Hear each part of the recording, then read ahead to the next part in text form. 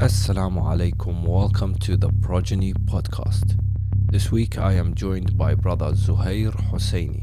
In today's podcast we will be speaking about the recitation of the Quran and the importance of the Quran in our communities, how we can benefit from the many lessons and blessings of the Holy Quran. We will also discuss Zuhair's architectural project on the rebuilding of Jannatul Baqee.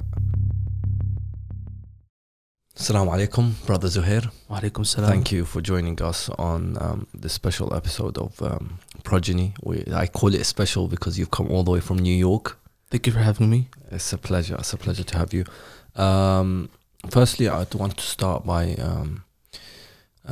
introducing you because a lot of people might not know you. You're a Quran reciter. You're involved in a lot of the community programs. Of course, as well as a dua reciter and ziyarat reciter. Of course, we cannot forget that as followers of the Ahlul Bayt. I'll start by asking you, what does the Quran mean to you?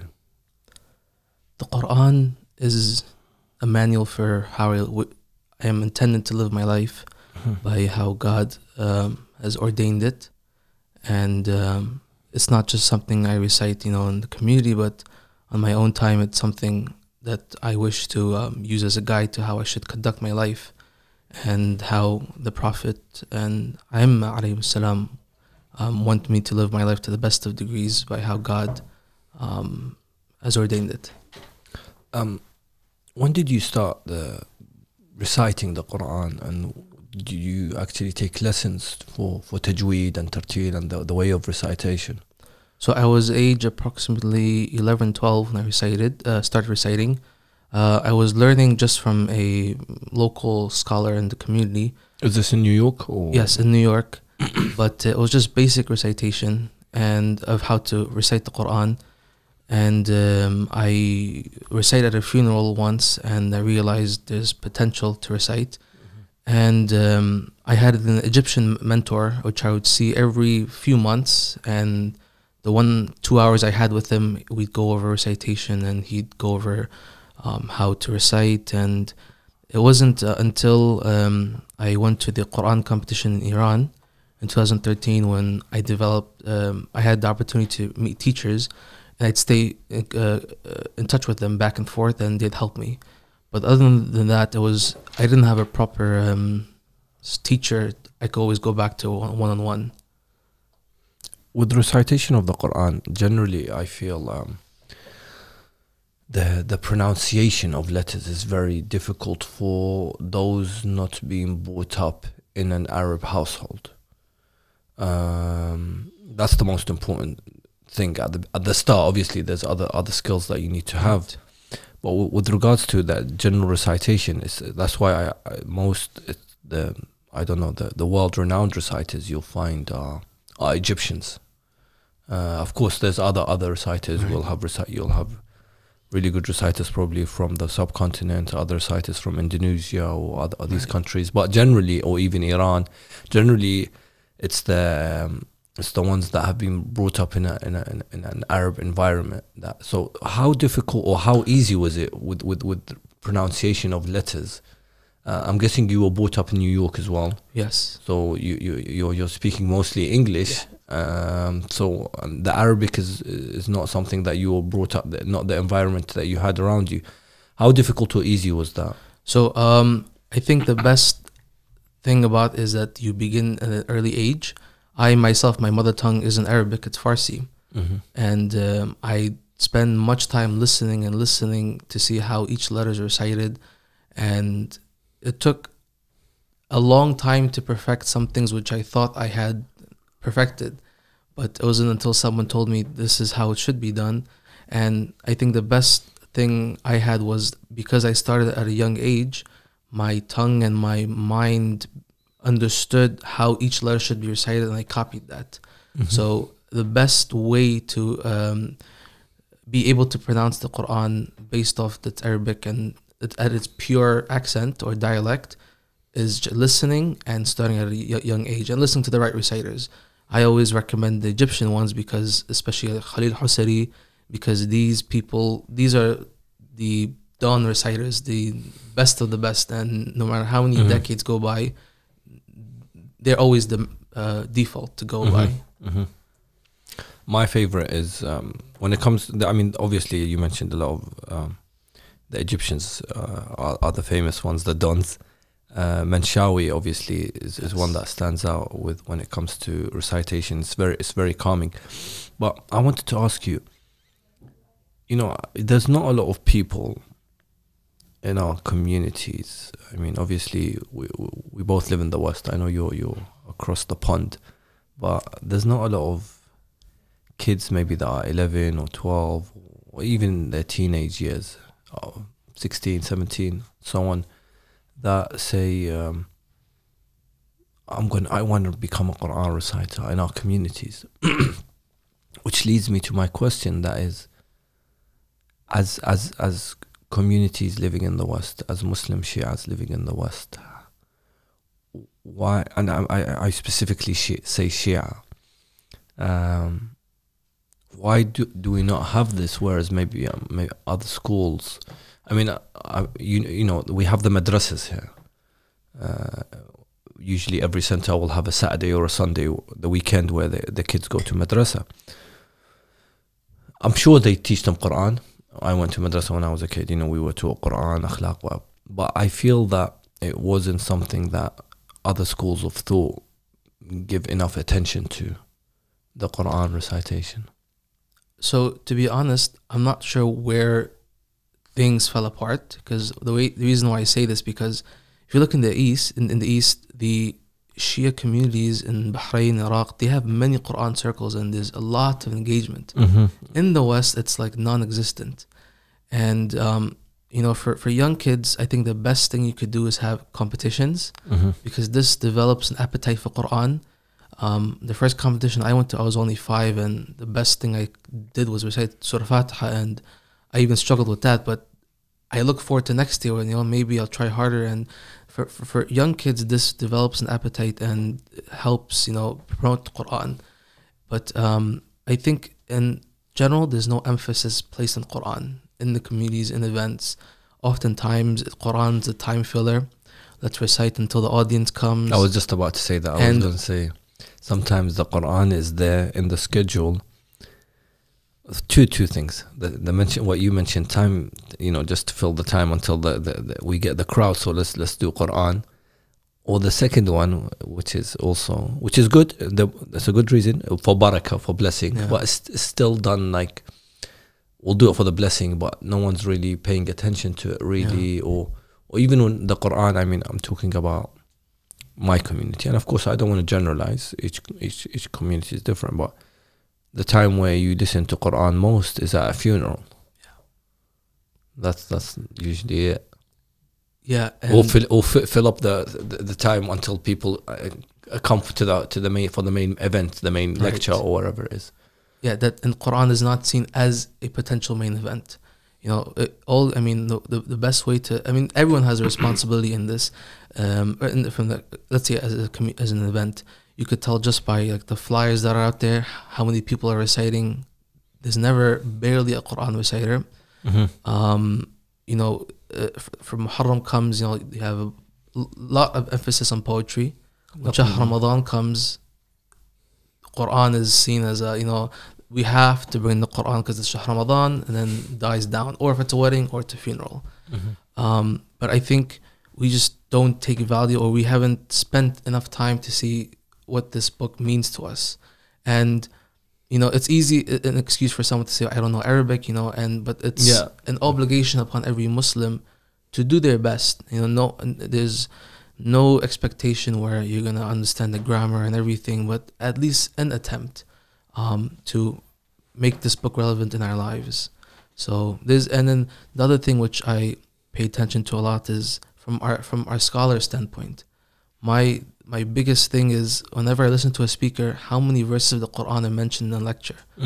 And if you look at all the sermons of Imam Ali alayhi salam, there's Quran, he brings verses, and it's filled with this. And there are some speakers I listen to and I don't hear a single verse of the Quran, and it's a big disappointment. Meanwhile, others are going verse, and that shows to me this person has spent time with the Quran and can connect every topic back to the Quran, because I think Quran is universal and you can do that. And so, which is why I say everyone has a responsibility towards this. It goes back to the hadith of Thaqalain.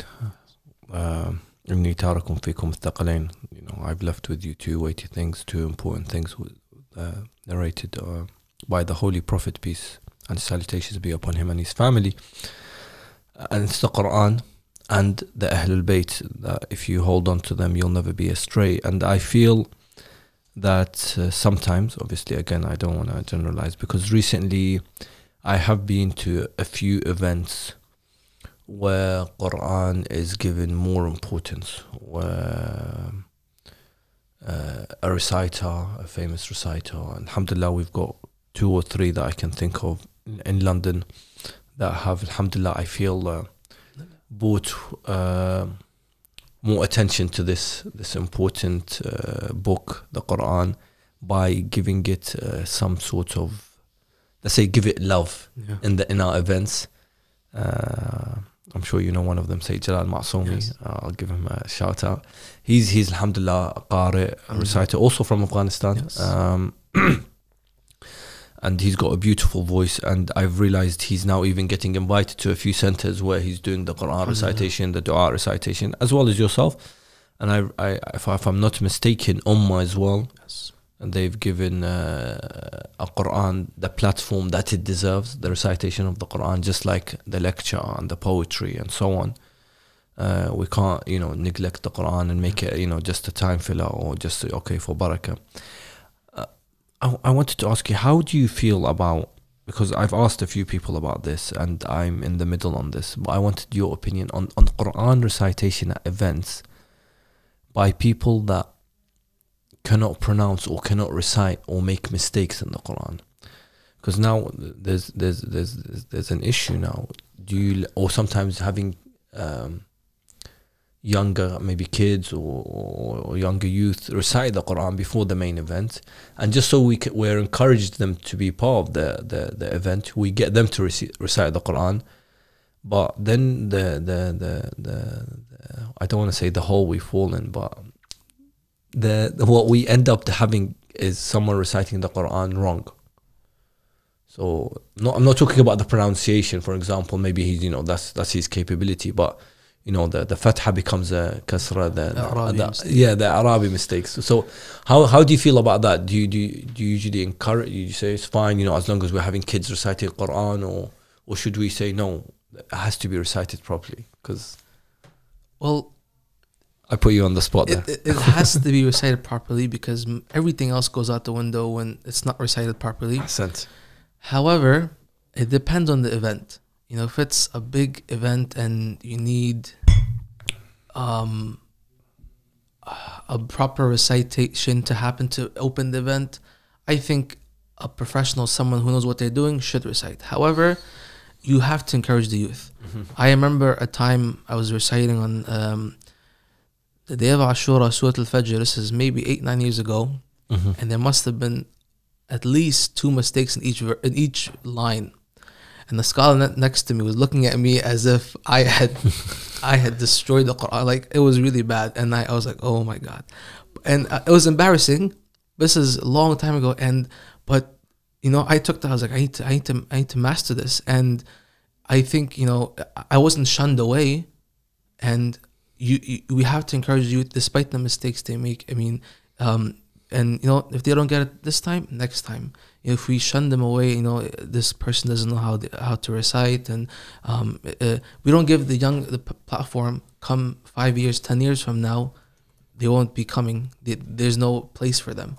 So even if they make the mistakes, we find them give them resources to perfect their recitation, or recommend them places to encourage them. Yes, they made the mistake. It's okay. This is how you can improve, and that's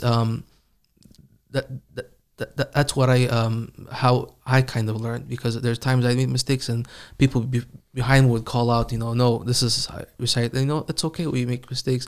I mean, Arabic is not my mother tongue. Yeah. So the world goes on, and I think you got to keep trying.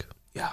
Who was your inspiration to continue when it came to recitation of the Quran? Did you have anyone in your family, or maybe a reciter or a teacher who inspired you? My parents, my father especially, always encouraged me. But I think the pinnacle point reached when I was in high school, and I reached the age where you're kind of done with the recitation. It's like recitation is seen as, you do it as a young kid. You get, the uncles and the elders in the community tell you, oh, mashallah, nice voice, this, that. And then I reached the point where I was like, okay, this Quran just can't be something I keep reciting. I have to develop a better connection with it. And I had a Sunday school teacher, Hussain Rajvali, and he was someone that was so told of his experience with the Quran, and how it was a book where you have to hold on to. And he's my inspiration for why I developed an appetite beyond recitation and actually applying these verses into my life and taking more from it, not just reciting in the community and then putting the book on the shelf and that's it. So this was one thing, and just I developed a love for reciting. There was times when I'd follow certain Egyptian reciters over Shahr Ramadan to get invited all over the Islamic world, and back then YouTube wasn't as prominent, and I had to go through forum just to find a new recitation to listen to. And I'd be up to 3 a.m. just to find these recitations because they'd be in the Middle East, and I was in love with this. So I had all these people around me that encouraged me and helped out, and that's the thing. If there's no one to encourage you, because in the West it's much easier to let go. In the East, some people recite Quran day and night, and it's their job, literally. In Iran, in Egypt, in the West, especially now, you go work during the day, there's only a few hours left to recite Quran or even practice it. And I think those moments from the early time engraved it in me to now keep it as something I will do into the rest of my life. Who's your favorite reciter? If you had to pick all-time favorite Quran reciter, who would be your favorite reciter? Can I name more than one? Yeah, sure. Okay. Raghib Mustafa Ghalwash. He's from Egypt. He's one of the first reciters I listened to that was different. Everyone listened up to Basid bin Shawi, but this individual, the way he recited, you could tell from his face, he was in love with it. And it was so new to me. I was like, it just blew my mind away. And then lately, the last 2 years, Usam al-Karbala'i, the Qari of Atab al-Hussainiyya, and I love listening to him. He's become, I go to Karbala every time I listen to him, and I got to meet him last year, and every time I listen to him, it reminds me of Karbala, and that's like the best thing I could ever have. Talking of Karbala and talking of the actual shrine, you, I believe, had the opportunity to recite in the holy shrine. Yes. How did that feel, to be able to recite the Holy Quran in the shrine of Imam Hussain alayhi salam? Alhamdulillah, it was an amazing opportunity. I was very nervous. I always have some level of nerves kick in whenever I recite anywhere, even within my own community. But reciting on the minbar in the haram was, I always think about it, and what a great opportunity. And Allah subhanahu wa ta'ala sees me worthy of reciting at such a place. And it's honestly, I can't describe it. I was right before a majlis for an English lecture, and to begin a majlis of Imam Hussain alayhi salam with that with the recitation of the Quran in the haram was once in a lifetime opportunity. Alhamdulillah. Have you ever recited Quran to a non-Muslim audience, and did you get any feedback from the audience after your recitation? Yes. So during Shahr Ramadan, most of the time I get invited to iftars or from local events in New York City, and there are times I recite for the comptroller of New York City, which is a government official, and it's always nice. It's pin drop silence, and everyone's listening, and you could tell they're really moved by it.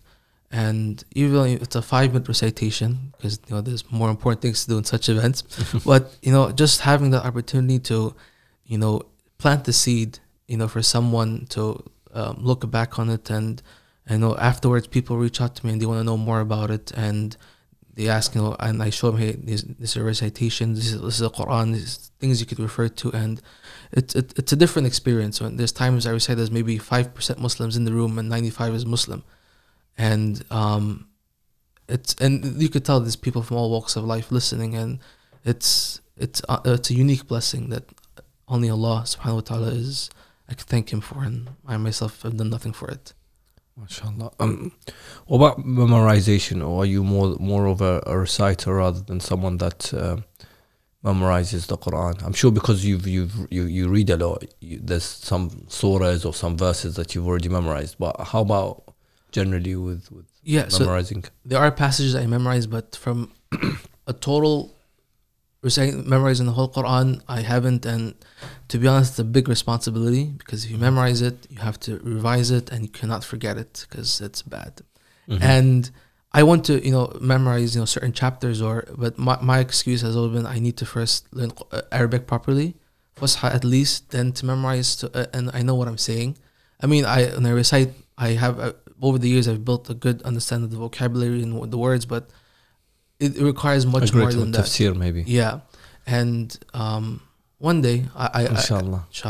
When I was actually coming in to do this podcast, when I was driving in, I thought, would it be okay to ask Zuhair to recite maybe a verse? So, and I thought, you know what, we've got you here all the way from New York, I might as well. So if I had to ask you to recite only, you can pick a surah or you can pick a verse. I mean, I don't know, maybe a verse that means something to you, or a verse that you've recited or memorized. If you can bless us with your voice.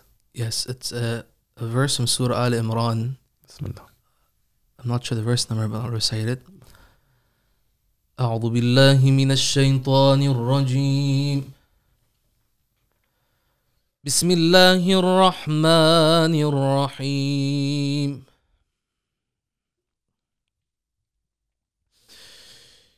الذين يذكرون الله قياما وقعودا وعلى جنوبهم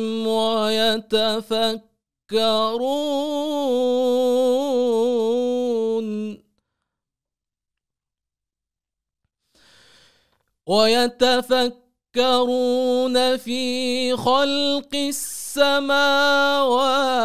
والأرض ربنا ما خلقت هذا باطلا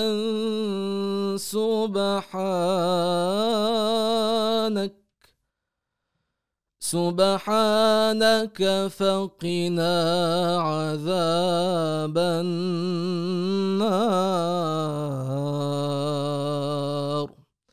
صدق الله العلي العظيم. Ahsant, brother Zuhair. That was beautiful. Thank you. A beautiful verse for you to recite as well. So good choice on the recitation of the verse. I mean, I've when I was younger, I used to always listen to the recitation of the Quran, and especially Tajweed. Sadly, my voice isn't as good as yours, so I as much as I tried, they told me stop reading, stick to speaking. But the reciters, as you mentioned, Sheikh Abdul Basit, Manshawi, Sheikh Shahat, who is for me is my favorite. I don't know, maybe because of his style. Yeah, he's one of a kind. And of course, I don't want to forget someone that I actually met as well, an Iranian reciter called Jawad Foroughi. I don't know if you've heard of him. He was young when he started, and he used to copy the style of Sheikh Abdul Basit.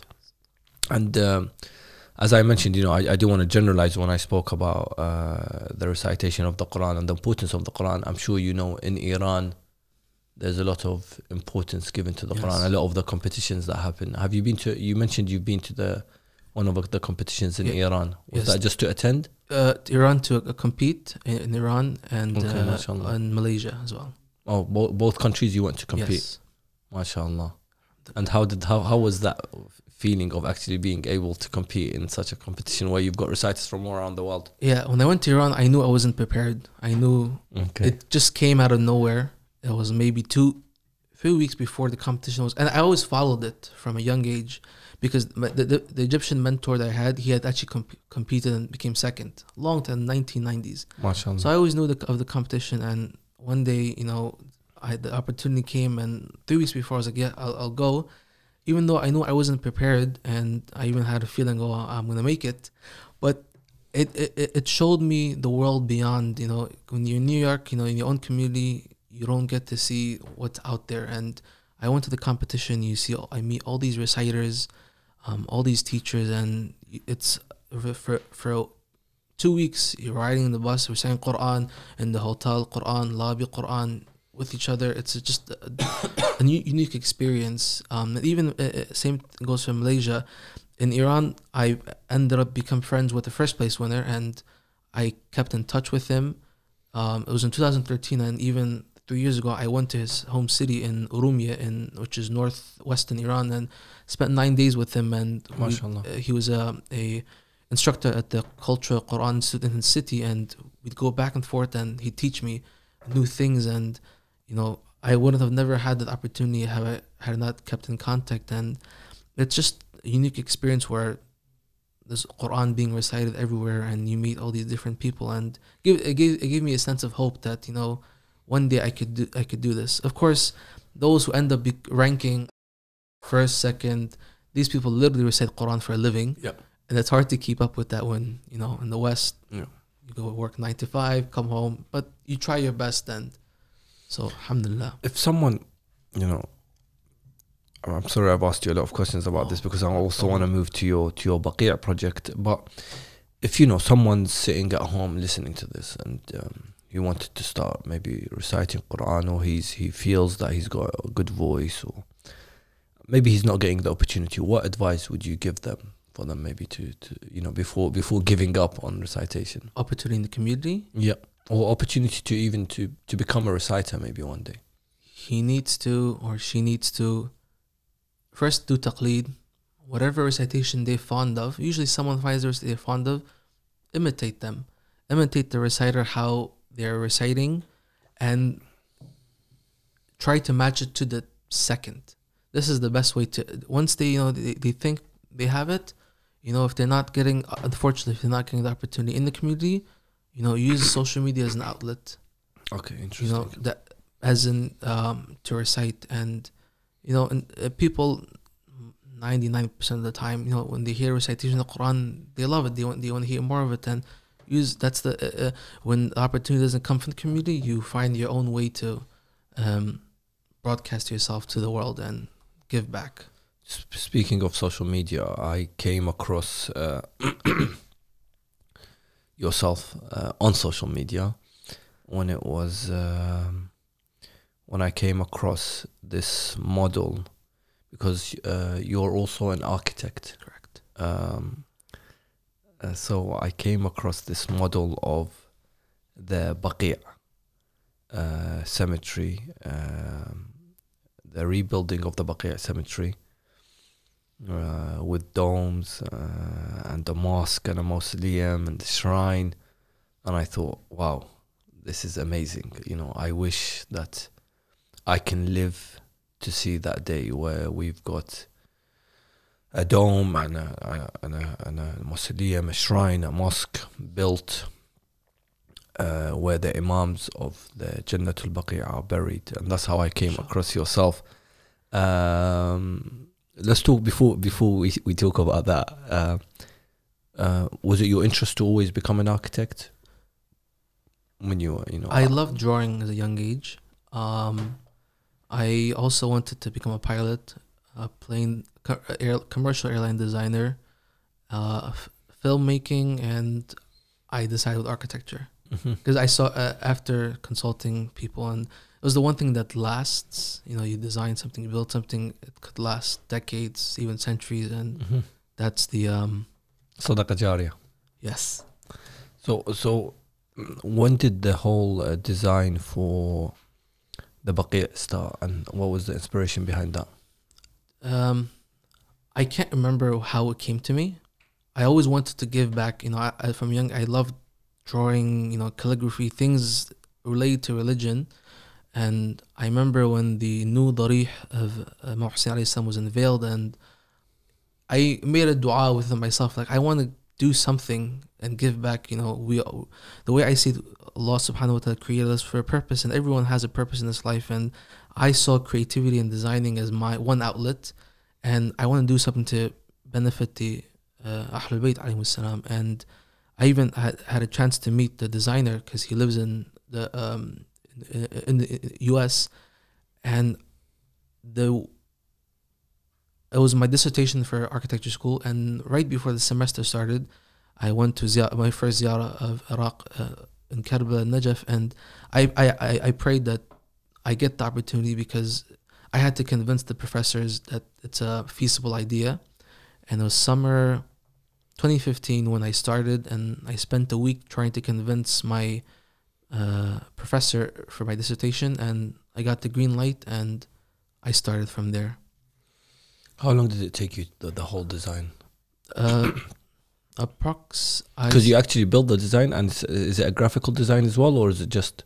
No, so I spent 4 months researching Shi'i architecture, the site of Baqi, the history and everything. So from September till December, and then January till May was all purely design. Okay. And so it was all models, concept models, to see how this thing looks in 3D and real life. And then once the final design was visualized, I built a wooden model of the entire project. And I recently saw, I believe, on one of the websites, so I think you shared it as well, you took the model to Iraq. When was that? There's a center in Najaf that does work for Imam Hassan alayhi salam under parent of the shrine of Imam Hussein, and they wanted a model in their markaz. So I built the entire model in New York. I had to actually do more than I had done for my thesis, for my dissertation, because they also wanted Masjid Nabawi in a whole scale. So I spent a few weeks designing the pieces. I cut them in New York, and I flew them in boxes to Najaf. And then Najaf, I put it together right on, and was ready right on the birth anniversary of Imam Hassan alayhi salam, this past Shahr Ramadan. Okay, past Shahr Ramadan. Yeah.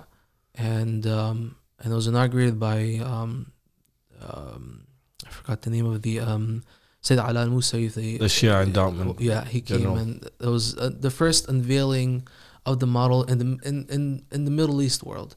In the West, I had given a few presentations in the communities, but it was the first time the Middle East had a chance to see, and there was a press conference with different channels, took photos of it, and it blew up from there. And obviously the model's still there. Yes. I'm sure you've got a lot of positive feedback with this model, because as I mentioned, when I first saw it, I made a dua that, inshallah, I'm alive to see the day where we can, rebuild the Baqee, because when you go there, whether it's during Hajj or Umrah, whenever you go to Medina and you visit Jannatul Baqee, it's known as Jannah, the garden of Baqee. But as soon as you enter the Baqee, even though there's, of course, I always mention this, whichever ziyarah you go to, you have a different feeling. Every shrine or every holy city that you go to, even Mecca would have a different feeling to when you go to Medina, a different feeling to Karbala. Each city you get a different feeling. And with Baqee, even though I feel that it's, for me, the closest you feel to the Imams, because you literally know that he's underneath that dust, because there's only a stone, and there's no shrine, mausoleum, you feel a sense of oppression against the Imams alayhim salam, the 4 Imams buried in Jannatul Baqee. So I'm sure you got a lot of positive feedback, because it was shared a lot on Twitter, on Facebook, on other websites. I know, because it was also, you did something within the Ummah convention for Baqee. So you must have got a lot of positive feedback. I don't want to talk about that. I want to talk about, did you get any negative feedback? Yes. And what kind of negative feedback did you get? A few days after, I think after I came back from Iraq, after it was Shahr Ramadan, after Eid, when the photos started surfacing on Twitter, the people who were not happy to see such a Muslim go up in numbers came after me on Twitter. And these were verified accounts from God knows where. And they were insulting me, cursing me, and we'll never let this happen, and things of this nature. And it was all amusing to me, to be honest. I just laughed at them, and they're all in Arabic. And the funny thing is, they shared photos, the official press photos, and even though I also shared it, it wasn't connected to me until someone found my account and they looked at it. Hey, it's this guy. And I was, we found him.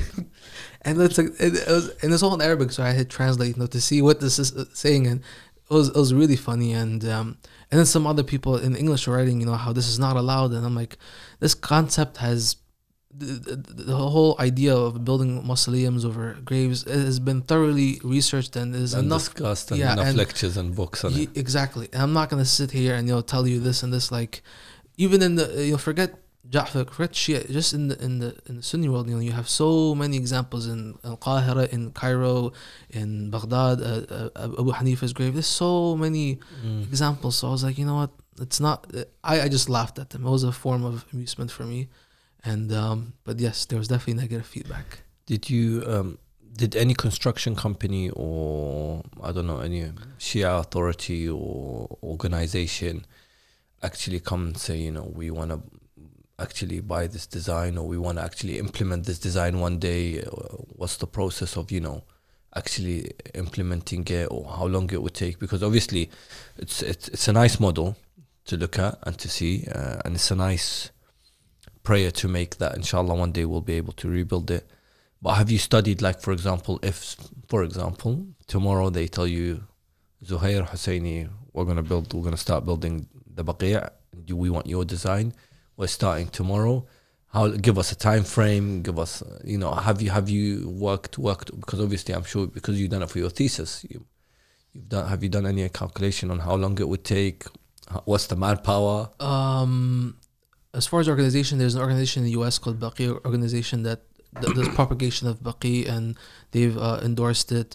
There's I think 2 or 3 organizations in Iran that do propagation of Baqee work, and they've wanted to more, and I've shared material with them. But as far as cost, I mean, it all depends on so many things. What kind of marble do you use? Do we go as extravagant? Do you not? Because the other thing, and I mean, I published a chapter in a book by Sheikh Muhammad Hilli, Baqee, Past, I was going to Present, mention that. There's a chapter in that. There's so much more from an architectural design standpoint that, how do you build this new complex that does not become something of larger relevance than Masjid Nabi, which is right across it. So there's little sensitivities between designing something that doesn't overtake Medina. Of course. So, cost and manpower depends, who contracts to build this thing. And if they want this thing, if construction goes on 24/7, this thing could get built relatively soon. Or, this, and realistically, it's at the current time, it's not possible. But I think when you dream and you have a vision of something, maybe 50 years from now, it's possible. But I think the fact that, we're always saying, as you mentioned, the Baqee' organization that's in America, and of course we've got the day, the International Day for Baqee', which is the 8th of Shawwal, I believe. Whether we go out and protest or whether we write articles, whatever we do, we're always speaking about Baqee'. But as in life, when you want something done, you've got to take the right steps to reach the final destination or whatever your aim is. And obviously, if we're saying we want to rebuild Baqee', then there should be a design for it on how it looks. So that's why I think it was something inspiring to see the fact that someone's actually done the design for it. So we're one step closer, you can say, to the actual destination that we want to reach, which is the rebuilding of Baqi'. Speaking of negative and rebuilding Baqi', have you actually been to Hajj or Umrah yet? I have not. Inshallah, one day. So is your name maybe okay to go to Hajj and Umrah? I don't know, but I think I'll be fine. I almost wanted to go to Umrah alone, and I decided not to go because I thought it was not a good idea. Yeah. So if I go, I have to go to a group. But Inshallah. yeah, I almost went during the when I was working on the dissertation. That I had a 3-week break, and I wanted to go to see the actual site in person, but it didn't work out. But yeah, The actual design that you did for your thesis, is it still intact? Is it still yeah, I got a glass case over it, and it's sitting in my house. So the actual model, you mean? Yeah, the actual model. Yeah, so it's still intact. I want to eventually publish a book that talks about the entire architectural process, and so it becomes a source of inspiration for others, for other kids who are maybe want to go to architecture or see as a form. Because when I did this project, it was for school, and I was in love with it because it was something meaningful, and I was literally working on it 24/7. And I want to document, because I have sketches and models and pictures of things, from every week. There's a progress I made and things of this nature until it became to the final model. Alhamdulillah, alhamdulillah. I think as I mentioned, that everyone that saw it were inspired. It was something that is there something that people can like a website, or if someone wants to actually see the design or a video of the design, is there other than your Facebook or your Twitter? By the end of the year, inshallah, my website will be ready. Okay, alhamdulillah. I had launched it when I had originally done the project, but then kind of... Have you got a domain name for what's the website, or not yet? I do, but it's nothing on there yet. Okay. Yeah. So inshallah, by when? By end of the year, hopefully. Also another month. Yeah, another month. Yeah, it's so almost there. What's the website so people can check it out? It'll be on my own profile, so zuhairh.com. Alhamdulillah, inshallah, we'll look out for that. Inshallah. Because as I mentioned, when I first saw it, I was inspired, and I made the dua. So inshallah, people can also make the dua that they can one day be, if not participating in the rebuilding of the Baqi', then they'll be able to visit the actual site. I'd like to thank you for giving us time. I know your trip is very short to London. I would have loved to, as I mentioned to you when you were first coming, I would have loved for you to be here on a Thursday night, because we would have heard your beautiful voice of Dua, Kumail, and even Quran. So inshallah, we'll plan for that the next time. The next time you're here. May Allah bless you and your family. Thank you so much. And may you continue to inspire us with your beautiful recitation. Thank you so much. Your work with regards to the rebuilding of the Baqi'. Just a final question before I let you go, and it's just come to my mind. It's you mentioned, the actual shrine Darih of Imam al-Hussein being replaced recently. Have you been involved in any construction or architectural work with the shrines, whether it's Najaf or Karbala or Mashhad, in any way, or are you planning to? No, because there's a lot of designs happening. There's a lot of work, construction. Anyone that's visited, even yourself, you were there for Arba'in. Yes. So anyone that's visited will notice there's a lot of construction happening in Karbala and Najaf. Any involvement that you've had the opportunity? Myself, no. It seems like they know it. They have it all under control.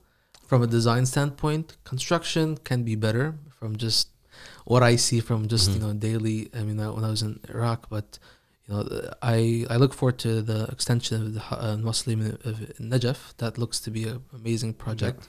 But there's so many different factions and groups that are managing the projects, and it's too many people involved. Too many, maybe cooks in the kitchen. So I'm not sure how I would even. If there's too many chefs, then you don't know what the food is coming out. I'm gonna taste like.